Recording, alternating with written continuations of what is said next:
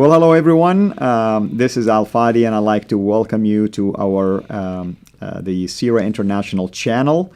As always, we like to do video series on very important topics that can help our ministries among Muslims, and also hopefully help our Muslim friends open their eyes to some of the facts about their own teachings that they are totally unaware of.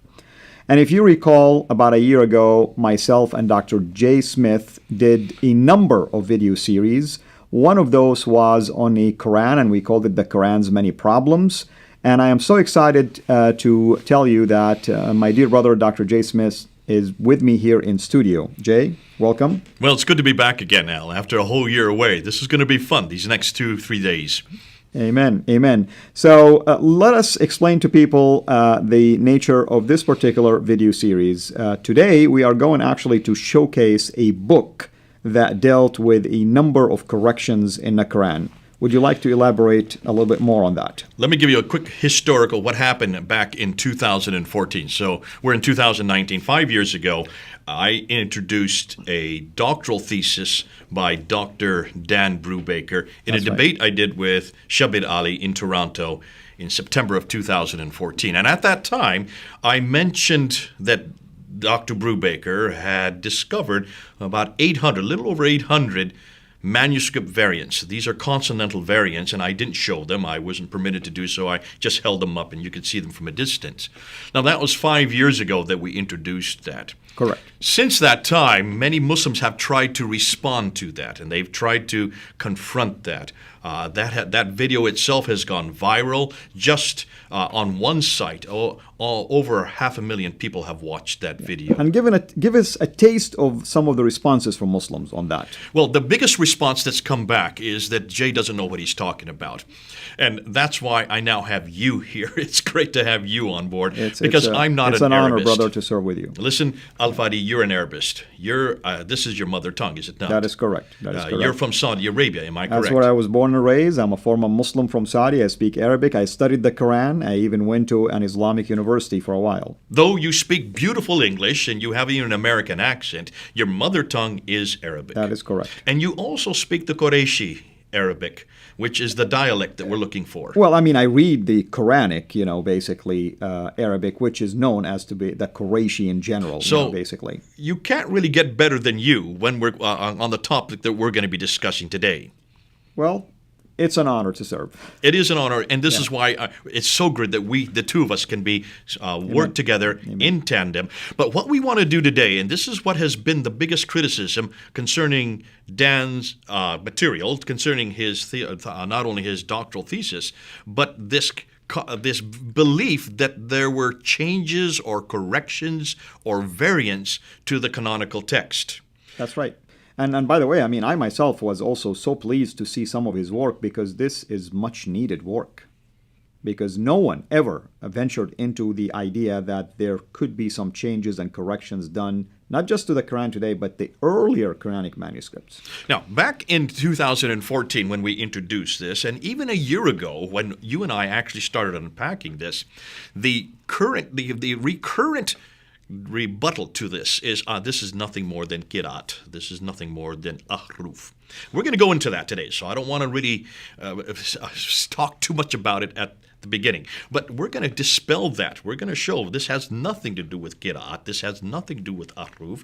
Explain what we're even talking about there. That's right. Define the term. What does qira'at when we're talking about qira'at, this is a term that was used or actually introduced later on in the process of transmitting the Quran. And here is what happened.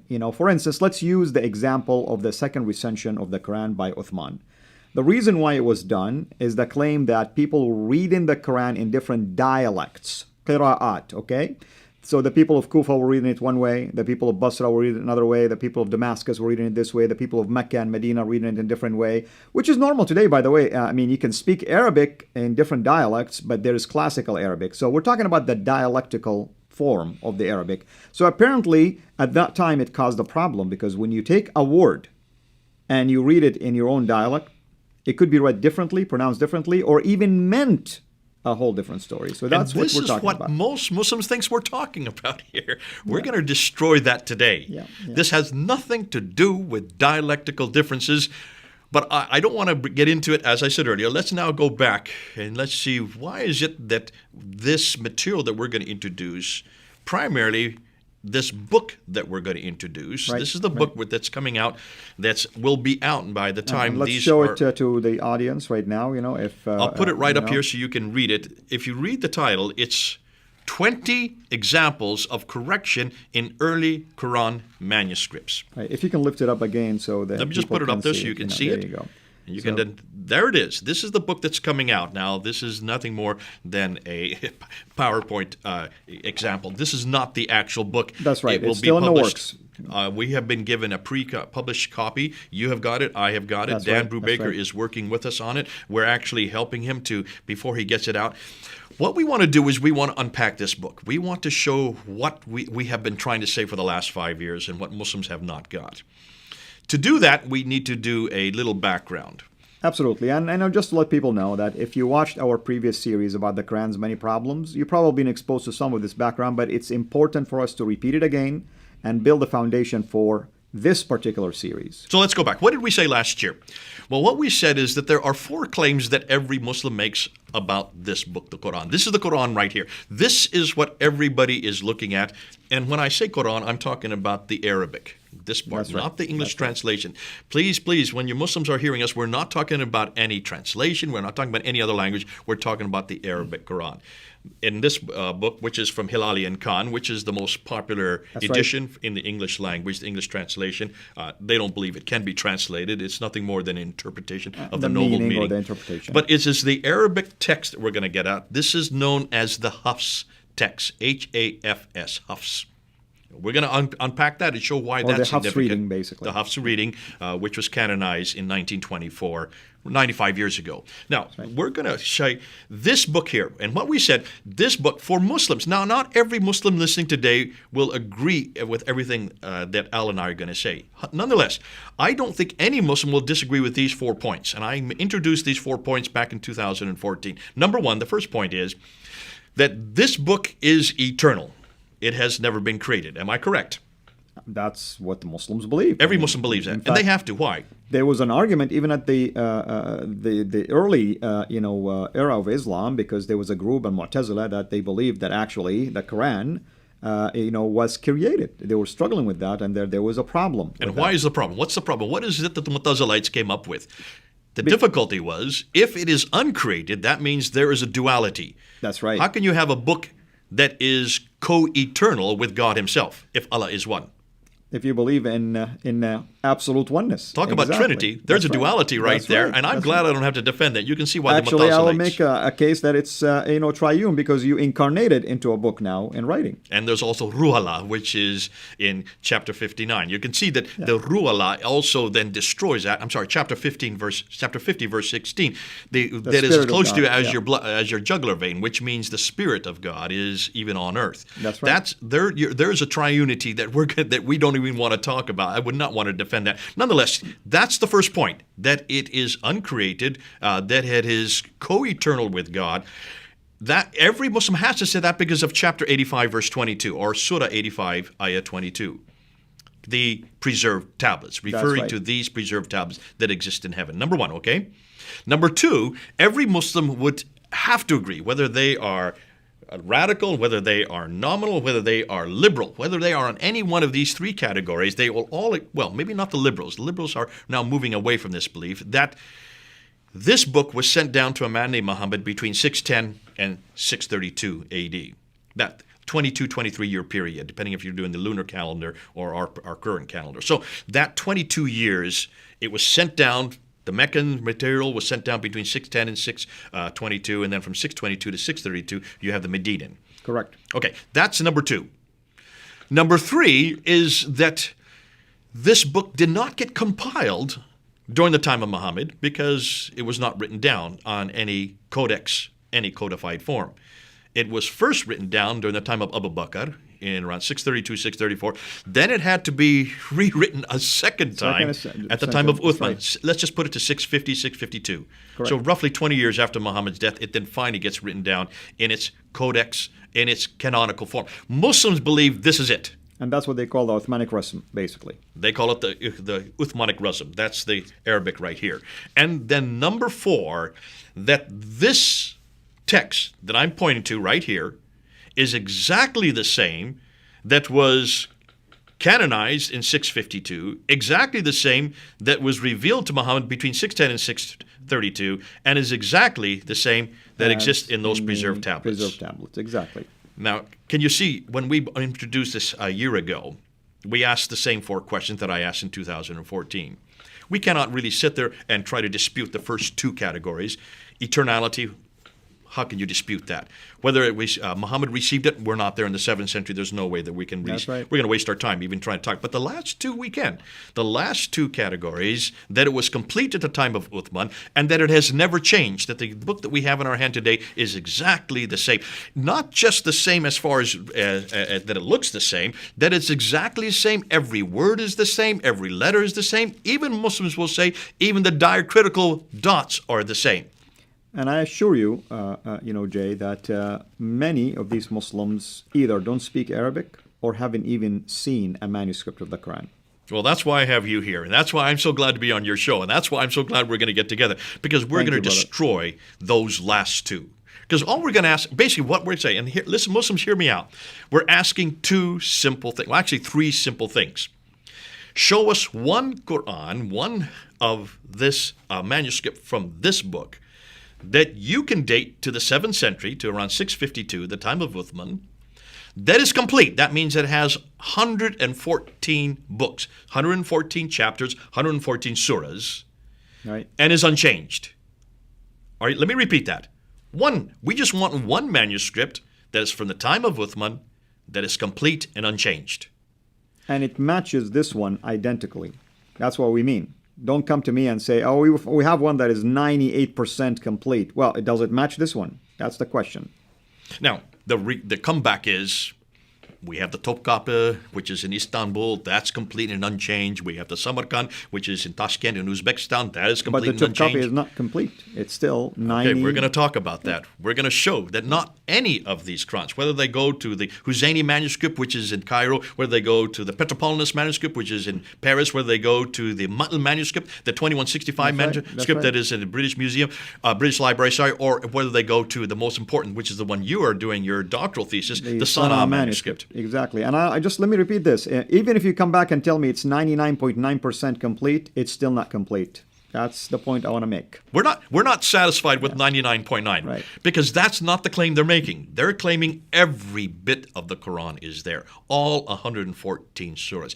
And they're claiming that every word, every letter. And that's the thing, Jay. I mean, you can tell me it's complete. Complete in what? In volume, in number of chapters, or complete also in every word, every letter, and so on and so forth. Okay. Now, why do they have to make these, especially the last 2 claims? Why do they have to put it on such a high pedestal? What's going on here, Al-Fadi? Textual criticism. Okay, what is textual criticism? Define what you just said. Well, it's basically you take any manuscript and you try to trace the readings, and try to age it and to try to find a family of manuscripts that matches that, and you can even find changes in it. You can find variant text readings, and so on and so forth. The Bible has been open for this criticism for many what years. You have just said in the last 20 seconds is gobbledygook to 99% of Muslims that talk to me.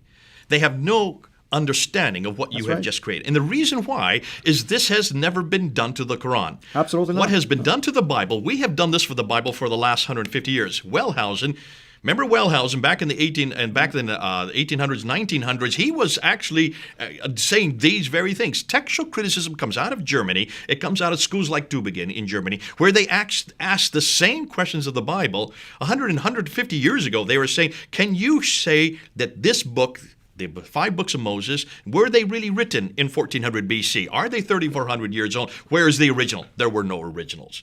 Right. That was a very good question. Even though it scared an awful lot of Christians then, it still scares an awful lot of Christians today. It doesn't scare you and me. Why not? Because we have thousands of these manuscripts and we can trace things back with accuracy. But we never make this claim. There's not one Christian that would say that we have the originals. I have never, in all my seminary years, I've never heard any professor say that we have the original this books of Moses or even any of the Old Testament. Remember, the Old Testament, Malachi is the last book. It was written 400 years before Jesus even appeared on earth. Nobody would claim that we have the originals. Because if you do that, you shoot yourself in the foot Absolutely.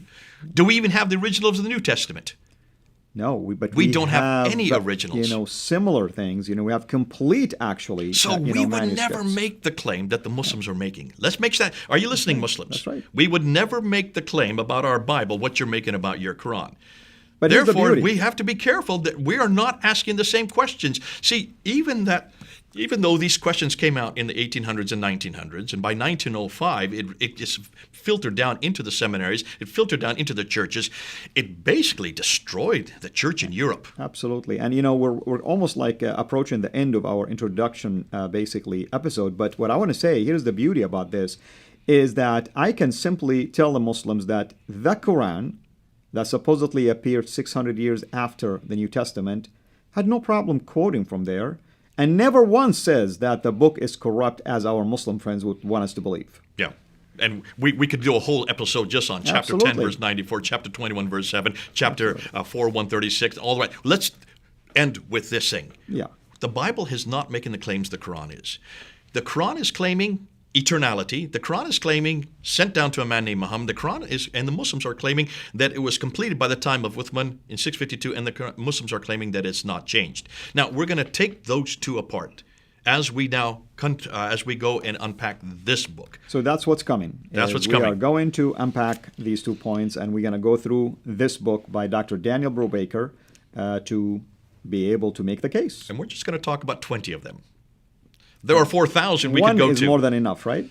Because even one will destroy. Right. Because you told me it's claims. complete and it's perfect and it's preserved and it's uncreated and it matches what's in heaven. So we just proved to you that that's not the case. Listen, this is going to be fun. It's going to be great because not only do we have an Arabist on board who can actually read the text and see where the changes are. We're going to show you why this destroys the Quran, because all we need to do is confront those last 2 claims to show that there has an enormous amount of changes. And if there are changes, that means there's human intervention. Amen. There's human intervention. Well, with that, basically, I'm hoping that we have whet your appetite for what is expected to come. As always, we're blessed to have Dr. J. Smith with us. And we are also blessed to have scholars like Dr. Daniel Brubaker, who are literally sticking their neck out there by making a research like this. Even though he's an academician, he really has no intent to attack or anything like that. He's just doing a research, a scholarly research like many others. And our job here is to present and showcase some of these findings really for the benefit of our Muslim friends. And I'm hoping that if you're not a Muslim and you are engaged in a Muslim ministry, that you would use some of this material in your witness to them and evangelism. And until we meet next time, have a blessed day. Thanks for watching. Make sure to like and subscribe. Also, hit the bell so that you don't miss future videos. And please consider becoming a patron at patreon.com/Sira International. And together we can introduce Muslims to the gospel of Jesus Christ. Thank you.